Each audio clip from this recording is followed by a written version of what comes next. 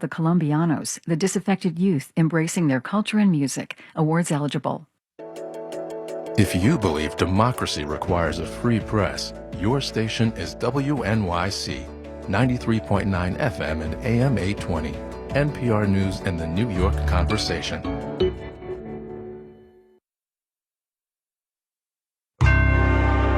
Marketplace is supported by GEP, helping transform supply chains with strategies, services, and software, including GEP Smart and GEP Next, AI-based digital procurement and supply chain platforms. Let's call this one the Ghost of Economy Future, shall we? We'll talk manufacturing as well, and then goats. We've got goats from American Public Media. This is Marketplace.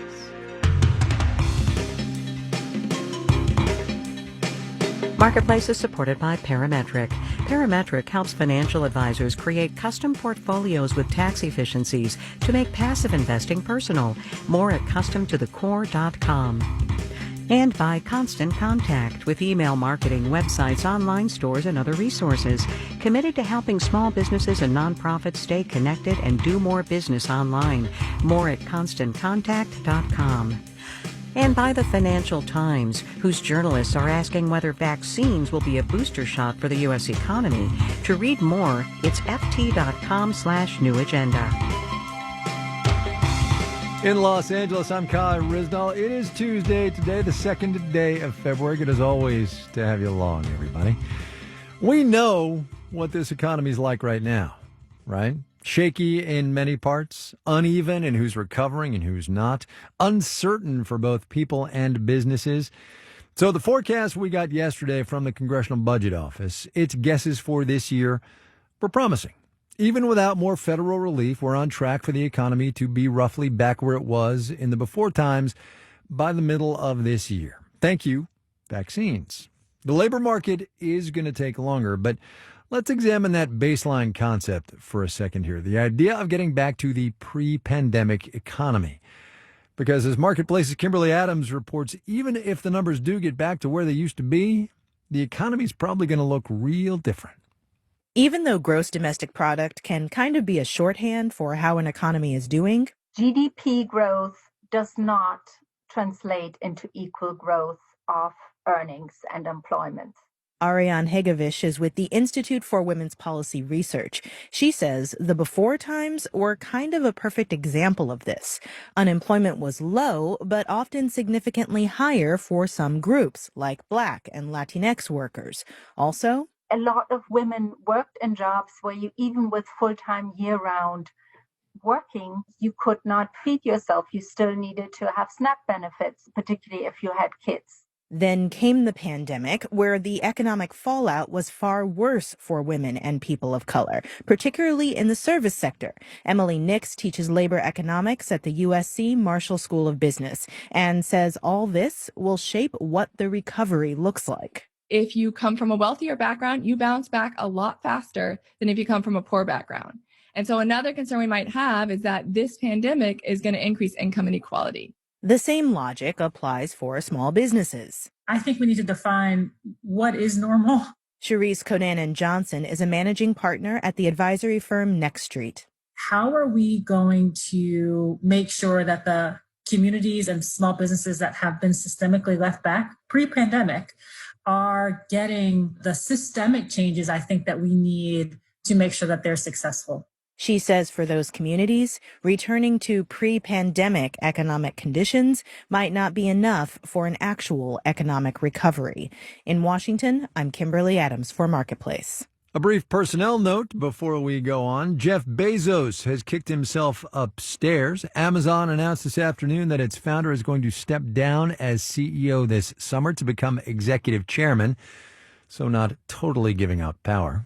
Andy Jassy is going to be the new guy. He's been running AWS, Amazon Web Services, its omnipresent cloud computing division.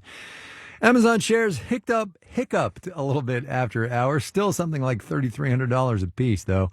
Up day across the board for the major indices. We'll have the details when we do the numbers.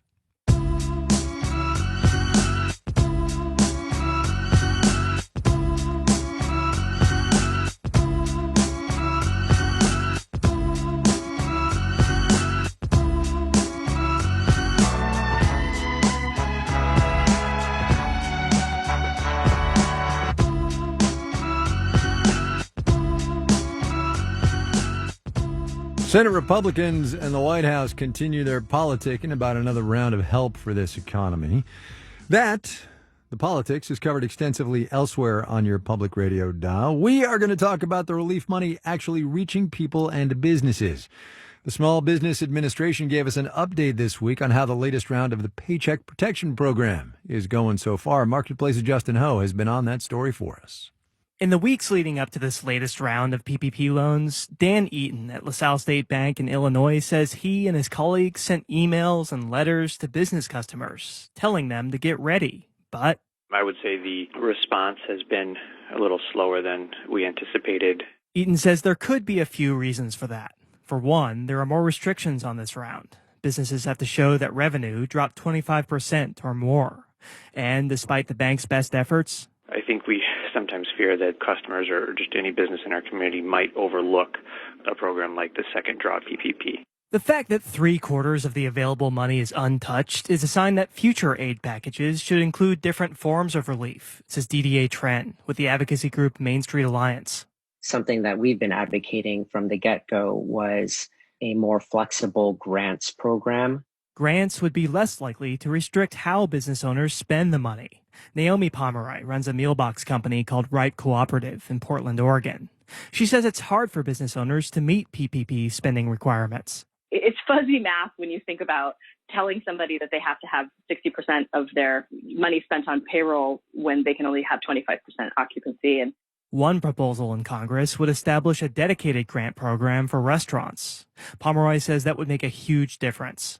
We have enough debt on our plates. We have enough restrictions and hoops to jump through. And at this point, our sheer survival depends on getting some funding as grants. Especially, she says, now that restaurant owners are struggling to get through the colder months. I'm Justin Ho for Marketplace. What's that? Do I have a recommendation for an early morning business and economics program? Why, yes. Yes, I do. The Marketplace Morning Report, David Brancaccio and the gang. Everything you need to know to start your economic day.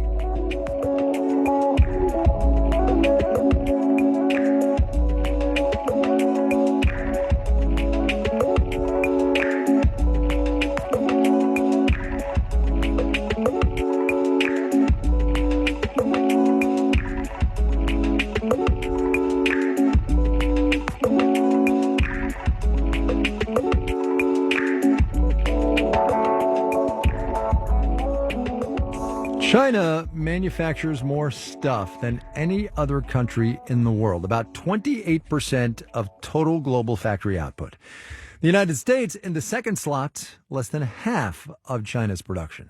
And over the past decade, while Chinese manufacturing has grown as a percentage of its gross domestic product, manufacturing here has decreased slightly by that same measure.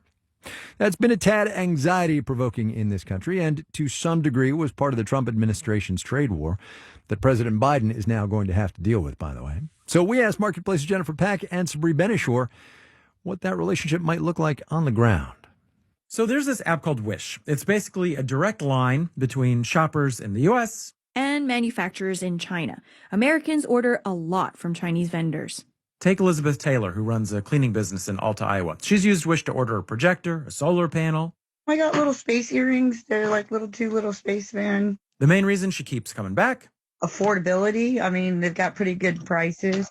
Those spaceman earrings she bought, they cost her just $8, including shipping, all the way from here in China. Which is super cheap, but how is it that cheap? Labor, for one.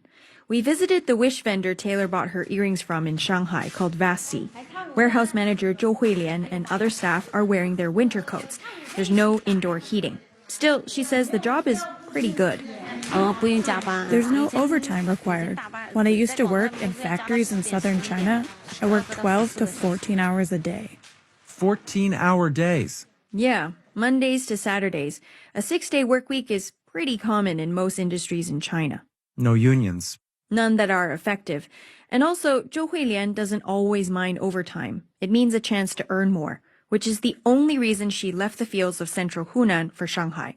She earns over $4 an hour, overseeing items packed and sent to the U.S., like the spaceman earrings for Elizabeth Taylor. By comparison, Taylor makes $25 an hour. That's a huge difference in wages, and a big reason why so many manufacturing jobs were shifted from the US to China. 2.7 million by some count. And the wage level isn't just about differences in labor standards or working conditions. It's actually also a product of the wealth gap between the U.S. and China. David Autor is an economist at MIT. He says Chinese labor is cheaper for the same reason labor in any developing country is going to be cheaper. Where people are poorer, their time has a lower price in dollars. They're willing to work for less money because their outside options are much weaker. And that's the way countries develop. Including the U.S., historically, by the way. There's something else about China's labor supply that's allowed it to keep fueling its manufacturing base, and that is just sheer numbers. Hundreds of millions of people who, starting in the 1980s, quit their rural villages, leaving behind young children, spouses, and elderly parents. They've gone to work in factories hundreds of miles away. Again, economist David Autor. You had this kind of, for multiple decades, nearly inexhaustible supply of cheap labor. American manufacturing hasn't disappeared. It's just gone high-end and high-tech. Yi Wen is an economist with the Federal Reserve Bank of New York and author of The Making of an Economic Superpower, Unlocking China's Secret of Rapid Industrialization. But the U.S. still has a big manufacturing sector. However, they only produce high-tech, such as airplanes, computer chips, right? Another reason China is so strong in manufacturing is because producers organize themselves into industrial clusters. Clusters as in all parts of a supply chain close to one another, wrapped up into little nuggets of efficiency. Exactly. There are entire Chinese towns manufacturing only zippers, trash bins, or lingerie. Zhou Xiaohuan's firm manufactures charging cables that are sold on Wish and Amazon. The reason Chinese products are cheap for American customers is because of China's concentrated supply chain and high efficiency. From start to finish, a factory can mass produce a product within 2 weeks. He says Chinese manufacturers aren't artificially suppressing their prices. Which is something many outside of China have at times disputed. Chinese companies have been accused of receiving unfair subsidies and engaging in dumping for decades. Scott Kennedy is senior advisor at the Center for Strategic and International Studies. The China export machine is both comparative advantage and an amazing amount of skilled labor and these manufacturing clusters, but it's also these unfair trade practices, the state support, the protected home market, and the dumping abroad. And as China becomes wealthier, there's a fear that the same model that allows it to produce so much at such cheap prices is being applied to high-end manufacturing and high-tech industries. David Autor again. I'm not especially worried that, my tennis sneakers are made in China. I am concerned about the future of the aircraft industry, of the telecommunications sector, of the automotive sector, power generation sector. These things I'm really worried about. The high-tech sectors where the U.S. leads. And sectors where China may soon rival the U.S. In Shanghai, I'm Jennifer Pak. And in New York, I'm Sabri Benishore for Marketplace.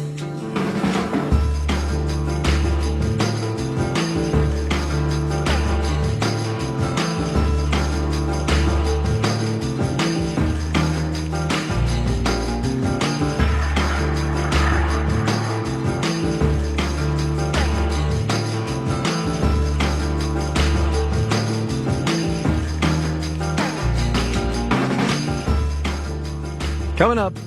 I think I want to work for people who make robots and stuff like that. I don't know. Maybe. First, though, let's do the numbers. Dow Industrial's up 475 today, 1.5%, 30,687. The Nasdaq rose 209 points, also a 1.5%, finished at 13,612. The S&P 500 jumped 52 points, just shy of 1.4%. 3,826. Hormel Foods is reportedly in talks to buy the Planters snack business from Kraft Heinz for about $3 billion. Shares in Hormel picked up about 4% on the day. Shares in Kraft down about 0.2%. It's not peanuts, Get it? Peanuts? Planters? After yesterday's gains, a whole bunch of silver mining companies came back down today. Comstock Mining, which we talked about yesterday, fell 35.5% today. GameStop, ticker symbol GME, down $135 off 60%, 60% on the day. You're listening to Marketplace. Marketplace is supported by C3.ai. C3.ai software enables organizations to use artificial intelligence at enterprise scale, solving previously unsolvable business problems. Learn more at C3.ai. And by A to Z Wineworks, a family-owned company combining commerce with conscience since 2002. Always striving for the remarkable, A to Z Wineworks is committed to offering food-friendly Pinot Noir, Pinot Gris, and Chardonnay. A to Z Wineworks, the essence of Oregon. And by Drexel University. Drexel University's academic model is designed to prepare visionary leaders to address the challenges of a changing world. More at drexel.edu/ambition. Can't wait.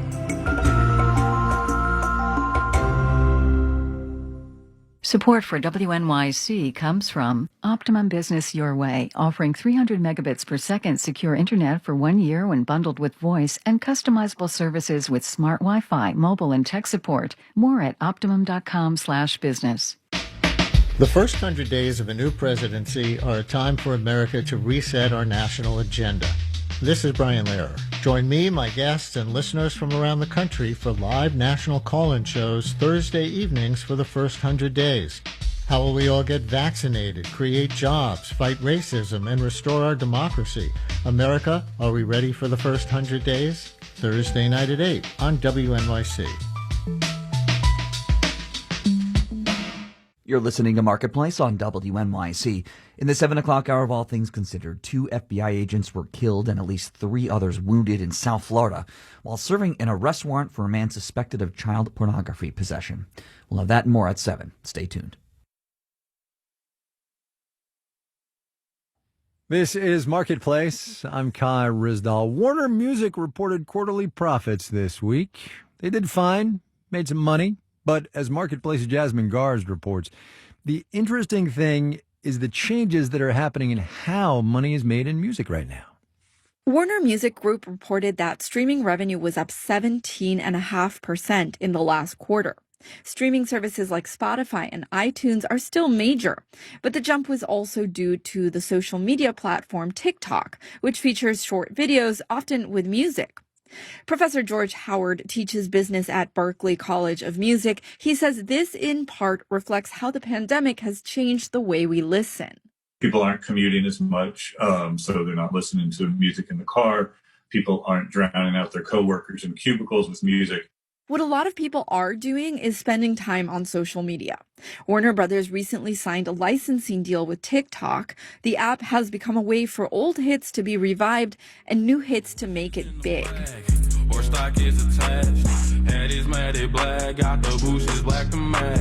That's Lil Nas X, one of the most notable artists to be launched on TikTok.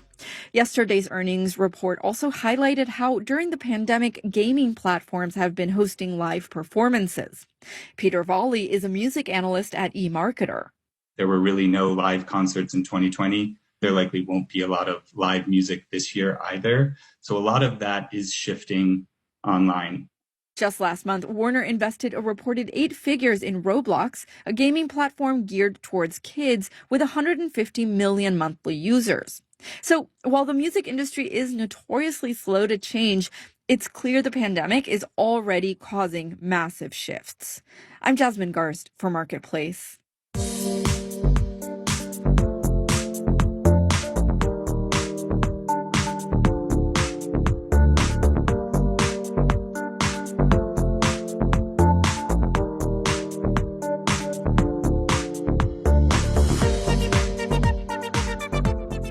It's been a rough couple of weather days in some parts of the country. Snow, high winds, some power outages, and transportation problems.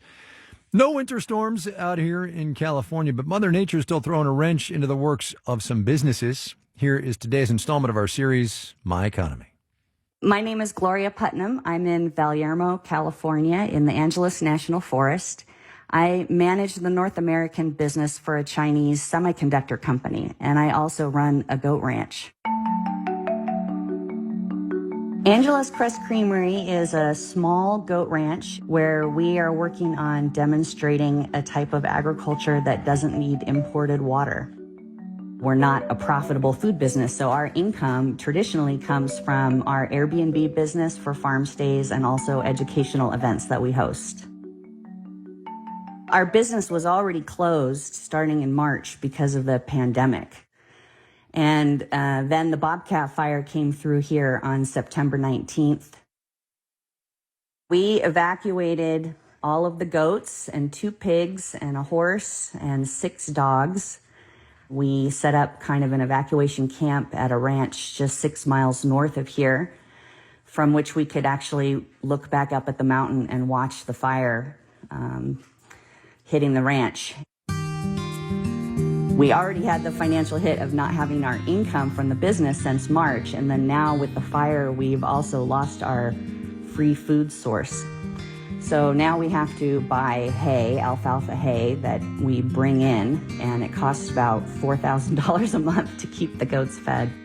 It's a ridiculous amount of money. For a ranch with no income, it's a lot of money. And it's also kind of the opposite of what we're trying to demonstrate in terms of sustainability, because the hay is grown in the desert by pumping groundwater, so it's basically imported water. During the fire, we set up a hay fund on our website because people were asking how they can help us. And it was so helpful, actually, because during the week of the fire and the couple weeks after, we got a lot of contributions. And that allowed us to not have to worry about how to feed the goats while we were also trying to figure out just how to survive. The fire has been a pretty traumatic event for us, and we're very strong people and very resilient, which you have to be to live in the mountains with animals. But it's definitely challenged us in a way that we didn't anticipate, both financially, but also just emotionally. And we feel kind of exhausted and tired, and we have to, at this moment, try and solve all these really complicated problems. So, one of the reasons that the Hay Fund has been so important is that it gives us a little bit of time to recover ourselves while we think through these complicated problems and make the right decisions. Gloria Putnam runs Angeles Crest Creamery in the mountains just north of Los Angeles. She's got a newsletter, too, about that ranch's recovery from the Bobcat fire. And while you're online checking that out, let us know what's happening with you. Would you? You can do that at marketplace.org/myeconomy.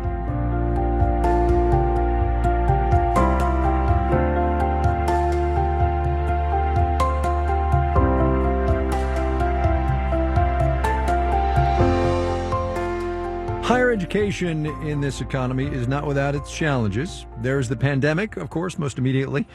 There's unequal access, how straight up expensive it can be, and now decreasing demand. A study from McKinsey says the number of high school graduates in the United States is expected to peak in the next several years, and so there's a move to expand the kinds of education being offered and to whom. From GBH in Boston, Kirk Carapezza reports. Just as COVID-19 hit the region in March, Claudia Cabrera was accepted into a new certificate program at Stonehill College, a 4-year liberal arts school south of Boston. I had my GED for about a year, and I didn't really know where I wanted to go with my career, my education. I felt like I wasn't going to be able to go back to school because I was a young mom. The 24-year-old mother of twins was also homeless. Living in a shelter with 20 other families, she was exposed to someone with COVID-19. She says although she didn't get sick, I just needed to get out of there. Stuck in the shelter, Cabrera saw Stonehill's certificate program as an opportunity to earn a living wage as a technician. I'm a hands-on type of learner. I don't really understand until I do it for myself. Between 2019 and 2037, the number of new high school graduates in New England is expected to shrink by nearly 13%. And that spells problems for small colleges like Stonehill and for the region's high-skills economy. Massachusetts alone is facing a major shortage of technicians. A handful of liberal arts schools have invested in career and technical certificate programs that cost students less and last just a few semesters. These institutions are needing to enroll as many learners as they possibly can. Shailen Jyotishi is a senior policy analyst at the think tank New America. He recommends all kinds of colleges adopt short-term, non-degree programs as the traditional college-going demographic shrinks. In order to stay afloat and hopefully expand, private liberal arts colleges will need to come up with new sorts of offerings that respond to the market demands. Jyotishi points to research that finds since March, Americans are increasingly interested in non-degree certificate opportunities. Offering more short-term affordable programs will make you more attractive to a broader range of learners, whether they're traditional college age or adult learners. Stonehill now offers certificates that cost about $10,000 compared to the full cost of attendance that can run north of $65,000 a year. I think it provides access to a different type of student that Stonehill has not catered to. That's Melissa Ratliff, the new dean of graduate admissions at Stonehill. She says the college traditionally serves recent high school grads who live in dorms. So she says administrators were surprised by some of the older students' needs. We had some students that didn't have access to Wi-Fi. They didn't have access to a reliable laptop. Stonehill secured funding from professional societies to loan students laptops and offset tuition. The college also helped Claudia Cabrera find an apartment that she could afford so she could leave the shelter. Can you please pick that up off the floor? You guys want to start cleaning and making lunch? Inside her new apartment, Cabrera negotiates with her twins. Mommy, I got spilled. After falling behind last semester, she says she's all caught up on her coursework now. I think I want to work for people who make robots and stuff like that. With technology being such a big thing in the world right now, especially during COVID. Cabrera expects to complete her advanced manufacturing courses later this year before entering the workforce. In Boston, I'm Kirk Carapezza for Marketplace.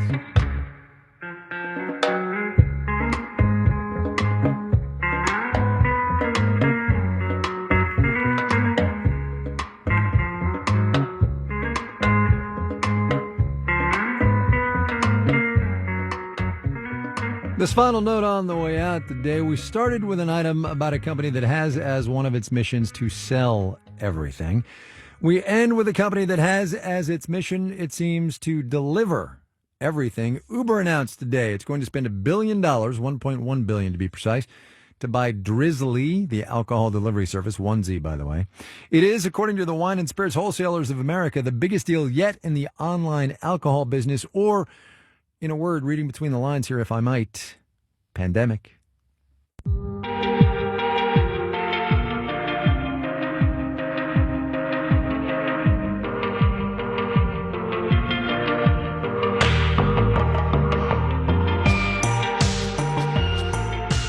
Marketplace is supported by LifeLock, reminding consumers to keep what's yours, yours. Learn more at lifelock.com/marketplace. And by Indigo Ag, whose carbon program is a growing community of businesses and farmers pioneering verified agricultural climate solutions. IndigoAg.com/carbon support.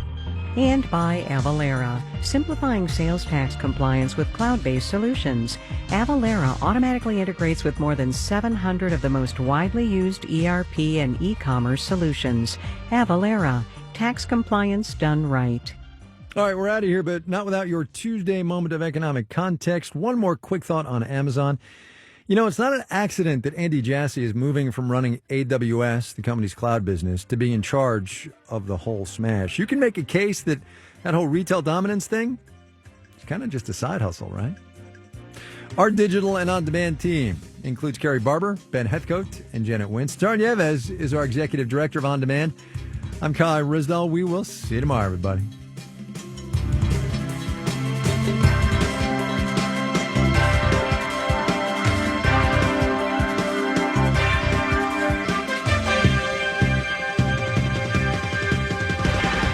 This is 8 p.m.